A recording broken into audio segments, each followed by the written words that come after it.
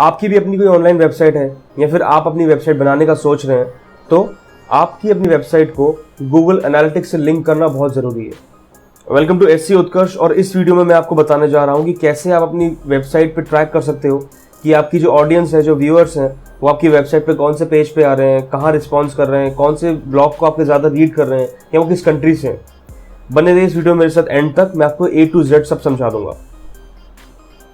Quickly हम screen पे चलते हैं, मैं आपको बताता हूं कि गूगल एनालिटिक्स का डैशबोर्ड कैसे दिखता है। ठीक है, कुछ इस तरह से गूगल एनालिटिक्स का डैशबोर्ड दिखता है। ये मेरी अपनी वेबसाइट है, न्यूली मेड वेबसाइट है, इसलिए ज़्यादा ट्रैफिक इस पर भी है नहीं। ठीक है, तो अगर आप इसके होम पेज पे आते हैं, ये अपने एनालिटिक्स का टैब हो गया। इस तरह से आपको पूरा डैशबोर्ड दिख जाता है।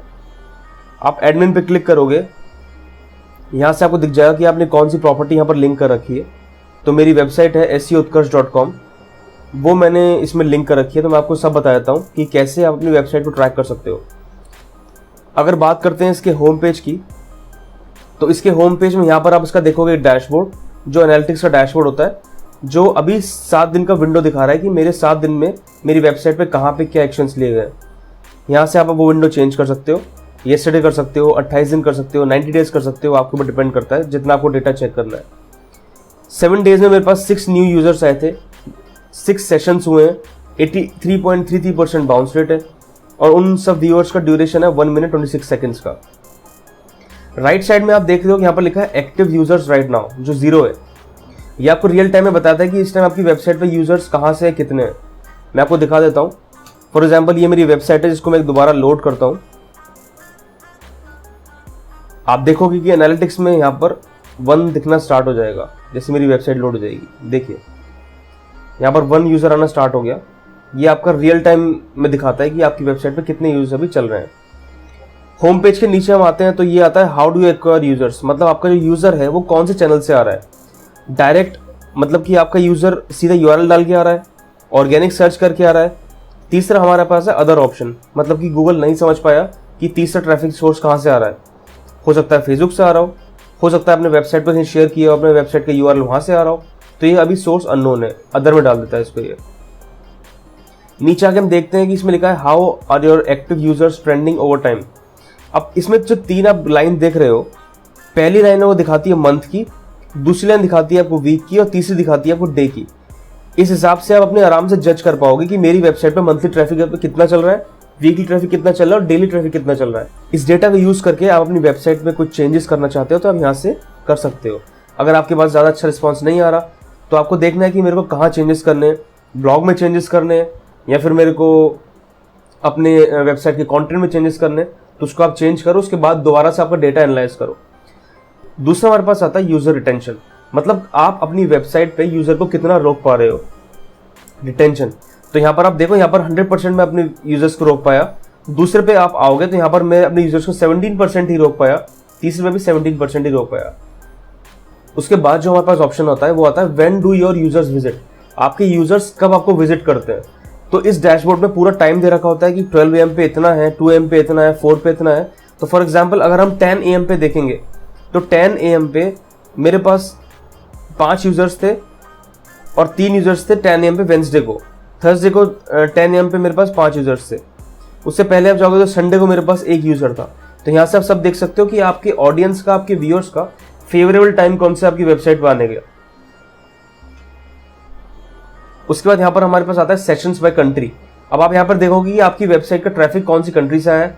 फॉर एग्जाम्पल मेरी वेबसाइट पे जर्मनी से भी आया है, इंडिया से भी आया है, यूक्रेन से भी आया है और UAE से भी आया है। ठीक है, यहाँ पे आपको ग्राफ दिख जाएगा, यहाँ पर सब दिखा देगा कहाँ से आपका ट्रैफिक कितना आया है। बाय डिवाइस में आपको दिखा देगा कि आपकी वेबसाइट जो है वो डेस्कटॉप से ज़्यादा व्यू हो रखी है, फिर मोबाइल फ़ोन से ज़्यादा व्यू हो रखी है।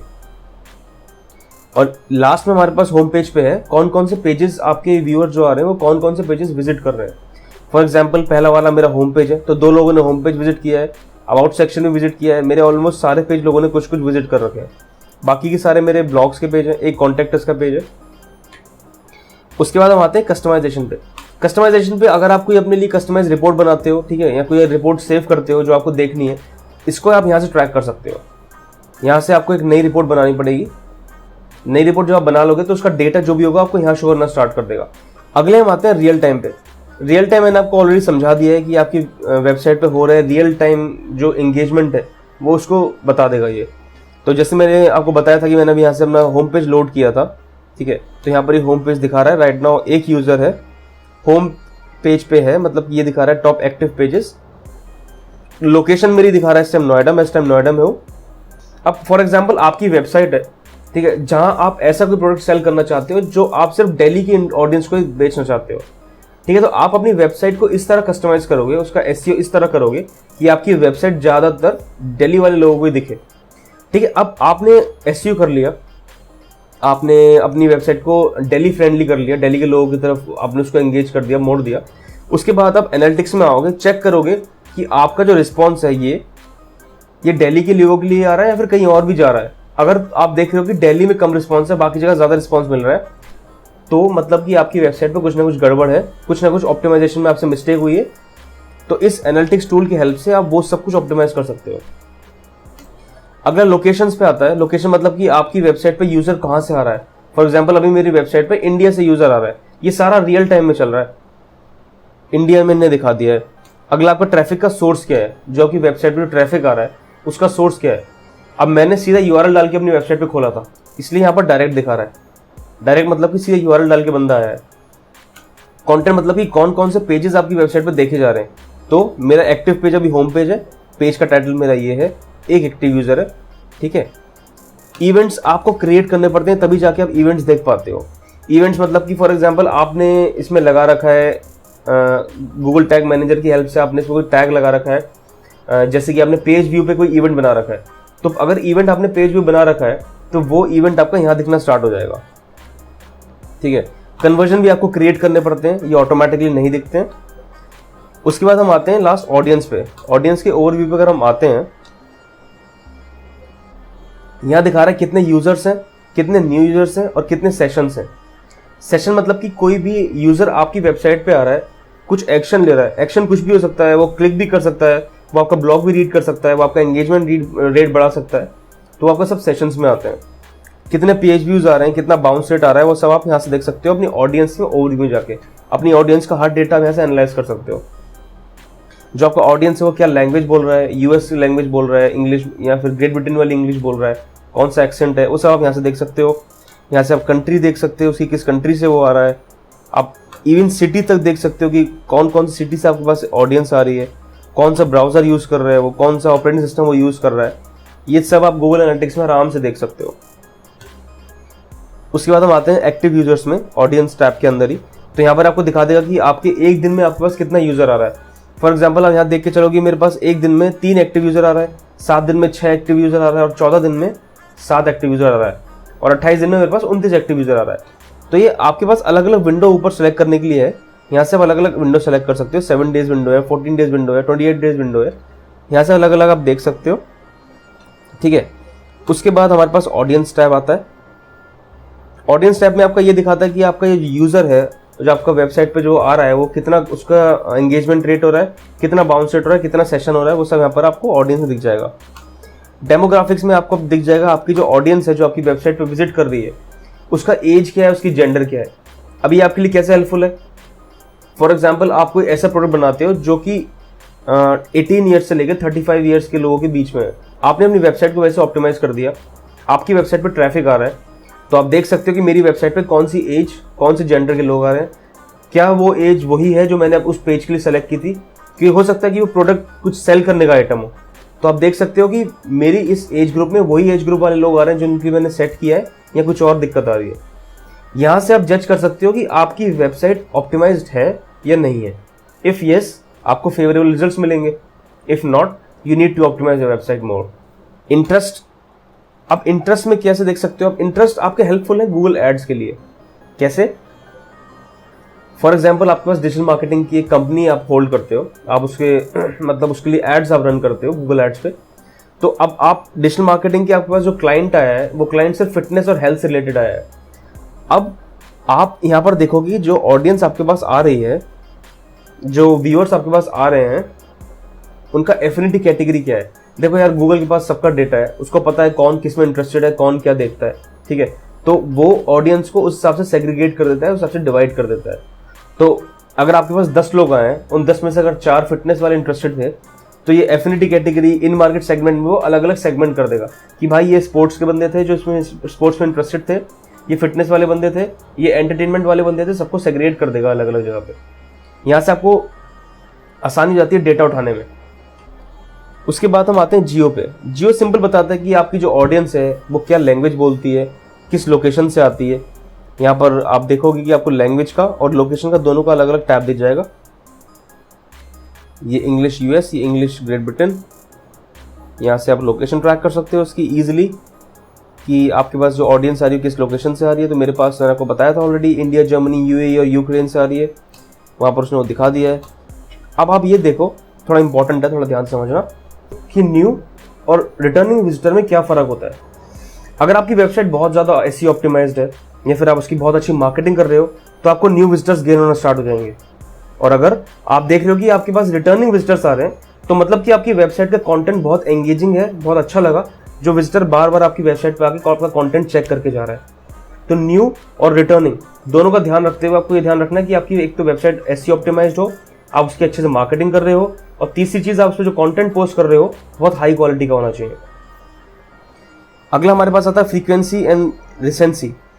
इसमें ये दिखाता है कि आपकी वेबसाइट पे जो लोग आ रहे हैं वो कितनी उनकी फ्रीक्वेंसी क्या है उनकी वेबसाइट पे आने की।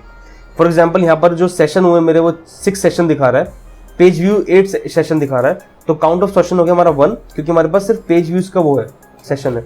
सेशन कुछ भी हो सकता है कि वेबसाइट पे क्लिक्स हो सकते हैं, वो भी सेशन है, कोई इवेंट क्रिएट करते हो वो भी सेशन है, पेज व्यू हुआ है मतलब वो भी सेशन है। अगला टैब एंगेजमेंट का आता है कि आपकी वेबसाइट पे कौन कितनी देर एंगेज रहता है। तो 0 से 10 सेकंड्स के लिए मेरे पास 5 यूजर्स ऐसे थे जो एंगेज थे, वो सिर्फ पेज व्यू करके गए। 181 से 600 सेकंड्स में कोई मेरा एक ऐसा सेशन हुआ है जहाँ पे 3 पेज व्यू हुए हैं, मतलब कि इस वाले सेक्शन में मेरे ब्लॉग्स रीड किया गया है, कहीं ना कहीं मेरे ब्लॉग सेक्शन में गया है, वहाँ पर जाके मेरा ब्लॉग रीड किया गया है। टेक्नोलॉजी सेक्शन में अगर हम आते हैं तो उसमें देख सकते हो आप कि कौन से ब्राउज़र से आपकी वेबसाइट पे आया गया है। नेटवर्क में मेरे ख्याल से भी नहीं दिखाएगा, हाँ ठीक है। मोबाइल के अंदर आप आओगे तो आपको दिखा देगा कि कौन से iOS से आए हो या एंड्रॉइड से आया है, किससे भी आए हो, आपको पूरा समझा देगा। यहाँ पर आप देखोगे, हाँ ये आपका दिखा रहा है इस फ़ोन से डिवाइस में Samsung SM Galaxy J7 prime से मेरी वेबसाइट पर विजिट किया गया है, ठीक है, जिसका एवरेज सेशन ड्यूरेशन था 8.41 मिनट्स। ग्रेट। और ये नया यूज़र था, मैं भी ये चीज़ अभी आप लोगों के साथ ही देख रहा हूँ। क्रॉस डिवाइस क्या होता है, आपके पास अपना लैपटॉप है, अपना फ़ोन है और आपका अपना टैबलेट है, तीनों पे आपने अपनी सेम आईडी से लॉगिन कर रखा है। तो क्रॉस डिवाइस क्या होता है कि ये जान लेता है कि अगर बंदा आपकी वेबसाइट पे कोई टैबलेट से लॉगिन कर रहा है या आपकी सेम बंदा आपकी वेबसाइट पे आके फिर फ़ोन से लॉगिन कर रहा है और फिर वो सेम बंदा आपकी वेबसाइट पे आके लैपटॉप से लॉगिन कर रहा है, तो आपको पता लग जाता है कि ये बंदा क्रॉस डिवाइस यूज़ कर रहा है, मतलब कि एक ही आईडी से अलग अलग डिवाइस से लॉगिन हो रहा है। तो ये क्या करता है, ये आपकी डुप्लीकेसी ऑफ डेटा होने से बचाता है, मतलब कि एक ही यूज़र को 3 बार काउंट नहीं करवाता, ये उसका क्रॉस डिवाइस दिखा के कि अलग अलग डिवाइस से सेम आईडी से बंदा आ रहा है तो उसको एक ही यूज़र मानता है, ठीक है। उसके बाद हम आते हैं, ये हमने पढ़ लिया क्रॉस डिवाइस, ये पूरा उसी के बारे में दे रखा है। कस्टम, मतलब कि अगर आपने कोई कस्टम वेरिएबल अपनी वेबसाइट पे बना रखा है, अब इसमें ये सब चीज़ आपको क्रिएट करनी पड़ती है तभी जाके यहाँ पर शो होंगी, अगर आप उसको क्रिएट नहीं करोगे आपको दिखेंगी भी नहीं कहीं पे। सबसे इंपॉर्टेंट चीज़ मैं आपको बता देता हूँ, ठीक है। एक बार बिहेवियर को और देख लेते हैं कि बिहेवियर क्या बताता है। अब बिहेवियर ये दिखाता है कि आपकी वेबसाइट पे जब कोई बंदा आया है, कौन से पेज पे गया है, पेज पे जाने के बाद उसने कितनी बार, मतलब वो बंदा पेज पे जाके कितनी बार उसने आपका डेटा रीड किया है, कितने पेज व्यूज हुए हैं।